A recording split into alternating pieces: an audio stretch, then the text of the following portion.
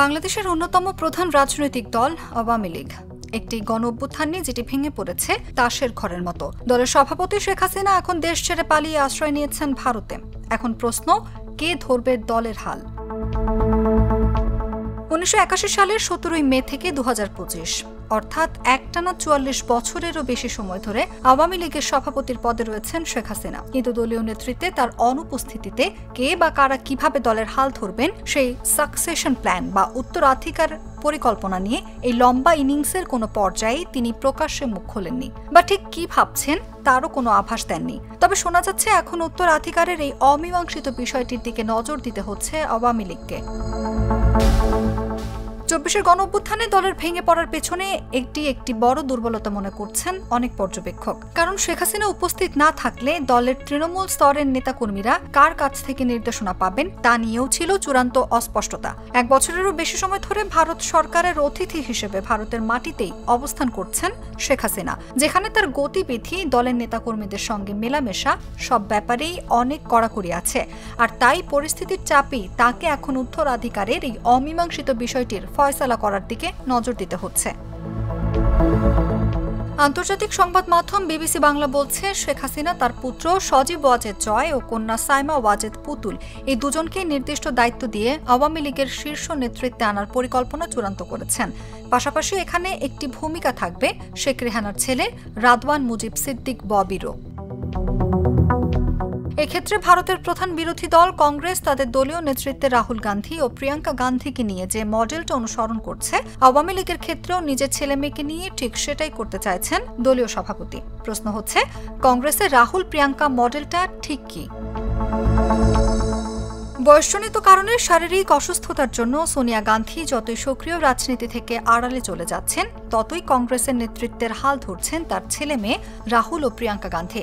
দলের গুরুত্বপূর্ণ আন্দোলন, ধর্ণা বা সাংবাদিক বৈঠকে এখন প্রধান মুখ অবশ্যই রাহুল গান্ধী। প্রিয়াঙ্কা রয়েছেন তার সবচেয়ে গুরুত্বপূর্ণ সহযোগীর ভূমিকায়, কিন্তু তিনি বড় ভাইকে কখনো ছাপিয়ে যাওয়ার চেষ্টাও করেননি। ভারতে গেল বছরের সাধারণ নির্বাচনে অনেক চাপ থাকা সত্ত্বেও প্রিয়াঙ্কা গান্ধী নিজে কোনো আসন থেকে না লড়ার সিদ্ধান্ত নিয়েছিলেন। সেই নির্বাচনে রাহুল গান্ধী 2টি আসনেই জিতলে পরে তার ছেড়ে দেওয়া কেরালার ওয়েনার থেকে উপনির্বাচনে জিতে লোকসভায় আসেন প্রিয়াঙ্কা। কিন্তু সেখানেও বিরোধী দলনেতার আসনে রাহুলই আছেন। প্রিয়াঙ্কা দলের একজন সাধারণ ফার্স্ট টাইম এমপি। অথচ বড় ভাইয়ের অনেক আগে থেকেই প্রিয়াঙ্কা রাজনীতিতে এসেছেন।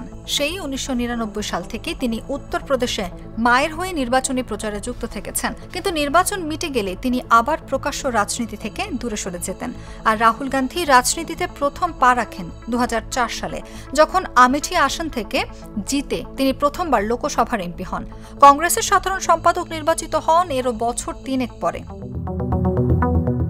এই মুহূর্তে রাহুল গান্ধীকে একেবারে সামনে এবং প্রিয়াঙ্কাকে ঠিক তার পেছনে রেখে যেভাবে ভারতের প্রধান বিরোধী দলটি পরিচালিত হচ্ছে, শেখ হাসিনা সেই মডেলটাই আওয়ামী লীগের ক্ষেত্রেও প্রয়োগ করতে চাইছেন বলে তার ঘনিষ্ঠ একাধিক সূত্র নিশ্চিত করেছেন। আওয়ামী লীগের বর্তমান কার্যক্রমের দিকে তাকালেও মডেলের কিছুটা ছাপ বোঝা যায়। বিশ্ব স্বাস্থ্য সংস্থার কর্তৃপক্ষ থেকে অনির্দিষ্টকালীন ছুটিতে পাঠানোর পর শেখ হাসিনার কন্যা এখন পুরো দস্তুর রাজনীতিতে সক্রিয় হচ্ছেন। অন্যদিকে শেখ হাসিনার ছেলে সজীব ওয়াজেদ এখন মায়ের পর দলের প্রধান মুখ ও মুখপাত্র হিসেবে দায়িত্ব পালন করছেন। দেশ বিদেশের মিডিয়াকে সাক্ষাৎকারও দিচ্ছেন ঘন ঘন। কিন্তু সাইমা ওয়াজেদ যেহেতু মায়ের সঙ্গে একই শহরে ও একই টাইম জোনে রয়েছেন, শেখ হাসিনাকে তিনি সরাসরি সাহায্য করতে পারছেন অনেক বেশি। অনলাইনে মায়ের দেওয়া ভাষণের খসড়া তৈরিতে, কর্মসূচির ক্যালেন্ডার স্থির করতেও সাহায্য করছেন। এমনকি বাইরের দর্শনার্থীদের সঙ্গে শেখ হাসিনা সরাসরি দেখা করার ক্ষেত্রে যেহেতু অনেক বিধিনিষেধ আছে, তাই সে কাজটাও এখন অনেকাংশেই সাইমা ওয়াজেদের উপর বর্তেছে। গেল 2 মাসে তিনি বেশ কয়েকবার এরকম বৈঠকও করেছেন। আওয়ামী লীগের একাধিক সূত্র এই তথ্য নিশ্চিত করেছে, তবে তারা নাম প্রকাশ করতে চাননি। ফলে বলা যেতেই পারে, শেখ হাসিনা এখন ধীরে ধীরে অনেক দায়িত্বই ছেলেমেয়ের ওপর ছেড়ে দিয়েছেন বা দিতে বাধ্য হচ্ছেন। এছাড়াও গান্ধী পরিবারের সঙ্গে আওয়ামী লীগ নেত্রীর সম্পর্ক অনেক বেশি পুরনো ও অনেক পারিবারিক। সোনিয়া গান্ধী ও তিনি প্রায় সমবয়সীয়। শেখ হাসিনা মাত্র 9-10 মাসের ছোট। গেল 1 দশকে বিজেপি আমলেও তিনি যখনই ভারতে কোনো সরকারি সফর এসেছেন, বিরোধী দলের নেত্রী সোনিয়া গান্ধী বা তার ছেলেমেয়ের সঙ্গে দেখা করতে শেখ হাসিনা কখনোই ভোলেননি। 2023 সালের সেপ্টেম্বরে রাষ্ট্রীয় সফরে ভারতে যেয়ে রাহুল গান্ধীর সঙ্গে এক প্রকার যুদ্ধ করেই দেখা করেন শেখ হাসিনা। ঠিক তখনই রাহুল তার প্রথম ভারত জোড়ো যাত্রা নিয়ে ব্যস্ত, যে অভিযান কার্যত তার রাজনৈতিক ক্যারিয়ারে দ্বিতীয় জীবন দিয়েছিল। সে সাক্ষাতে হাসিনা তার কাছে খুঁটিয়ে খুঁটে জানতে চান ভারত জোড়ো যাত্রায় তিনি ঠিক কি করতে চাইছেন এবং এই অভিযানটা কিভাবে পরিচালিত হবে। রাহুল গান্ধীকে তিনি এই যাত্রার জন্য শুভেচ্ছাও জানান। অর্থাৎ রাহুল ও প্রিয়াঙ্কা গান্ধীর রাজনৈতিক জার্নিকে তিনি ফলো করছেন দীর্ঘদিন ধরেই, আর এখনও আওয়ামী লীগের ক্ষেত্রেও সেই একই ধরনের ফর্মুলাই প্রয়োগ করার চেষ্টা করছেন। এদিকে নিজের ছেলে মেয়েকে অঘোষিতভাবে দলের নেতৃত্বে একেবারে সামনে সারিতে নিয়ে আসার পাশাপাশি আওয়ামী লীগ পরিচালনার ক্ষেত্রেও বেশ কিছু পরিবর্তন এনেছেন সভাপতি শেখ হাসিনা। শেখ হাসিনা সাইমা ওয়াজেদ দিল্লিতে, সজীব ওয়াজেদ আমেরিকার ভার্জিনিয়ায় এবং দলের বেশিরভাগ গুরুত্বপূর্ণ নেতা কলকাতায়। এভাবেই একটি ত্রিভুজ আকার যৌথ নেতৃত্বের মধ্য দিয়ে এই মুহূর্তে দলটির দৈনন্দিন কার্যক্রম চলছে। কিন্তু কাগজে কলমে এখনও যিনি আওয়ামী লীগের সাধারণ সম্পাদকের পদে আছেন, সেই ওবায়দুল কাদের দলের এই নতুন কাঠামোতে একেবারেই উপেক্ষিত। প্রায় 10 মাস আগে ভারতে চলে এলেও তিনি এখনও দলীয় সভাপতির দেখাই পাননি। শেখ হাসিনা বরং বেশি ভরসা রাখছেন দলের 3 জন নেতার উপর, যারা প্রত্যেকেই আপাতত কলকাতায়।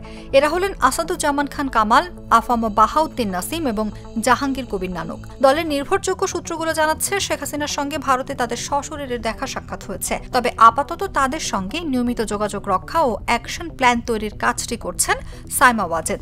অন্যদিকে সজীব ওয়াজেদের নেতৃত্বে আমেরিকায় আরেকটি টিম কাজ করছেন দলের অনুকূলে ন্যারেটিভ নির্মাণ এবং বিদেশের সংবাদ মাধ্যমে আওয়ামী লীগের বক্তব্য তুলে ধরতে। ৭৬ বছরেও বেশি পুরনো এই রাজনৈতিক দলটি ইতিহাসে সম্ভবত তাদের সবচেয়ে সংকটময় সময় পার করে ঘুরে দাঁড়ানোর কঠিন লড়াই করছে। তবে নেতৃত্বের হ্রাস থাকছে যথারীতি দলটির ফার্স্ট ফ্যামিলির হাতেই। অনুভা বিশ্বাস, জাগো নিউজ।